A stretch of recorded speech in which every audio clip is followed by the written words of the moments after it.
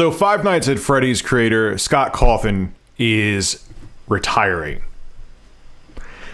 I'll keep calling it retiring because I don't want to use the other word because I think it's used too much. Anyway, let's get into it. Skip it up and that up. So I put up a video a couple days ago how Scott Cawthon, I believe it's Cawthon. He's the creator of Five Nights at Freddy's. How it's been exposed that he's a conservative dude. Now, this has been known for a long time, but then people found out that he gave campaign donations to a lot of people who have very conservative takes and very unpopular takes. And because of that, he got doxxed. He got people threatening him at his home and typical cancel culture stuff. Now, I'll keep it abundantly clear. I really hate the term cancel culture, but I do use it from time to time because I do think it fits in certain contexts. And here, I think it fits. If you're trying to put out someone's personal information to make them feel unsafe, you're trying to cancel them. Now, I don't agree with Scott's political views at all. I don't agree with the candidates that he supported. But how this is being handled by the gaming community and how enraged people are, I just feel is unjustified. And I'll explain it in a second. Again, I ain't a fan of Donald Trump and I ain't a fan of Mitch McConnell. Those are two people that he supported. But there's a better way to handle it than the community has handled it. Anyway, so he was hinting in the statement he put out the other day that he was thinking about retiring. Well, now it went from thinking to him saying he's walking off in the sunset and he's going to hand off the Five Nights at Freddy's franchise to someone else to handle. This actually comes from his website, this statement, scottgames.com. I'll have a link to it below in the description. I'll read it to you, then we will discuss. I've had a blessed, fulfilling, and rich career. I've been shown great kindness, and I've tried to show great kindness in return.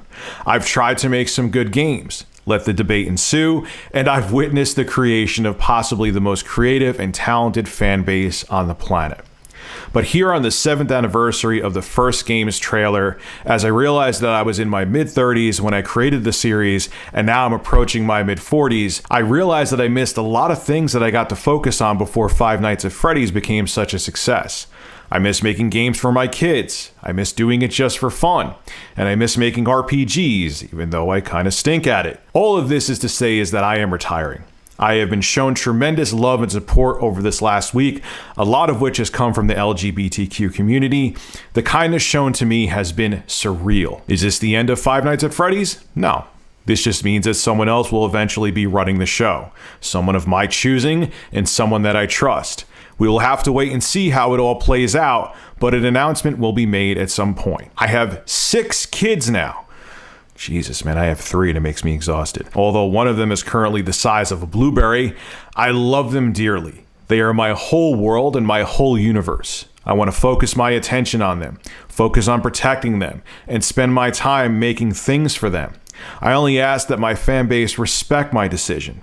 I will still be around, just not in the capacity that I used to be. What a blessed career I've had. What wonderful people I've met, and what a tremendous blessing to have been able to know all of you. Thank you so much.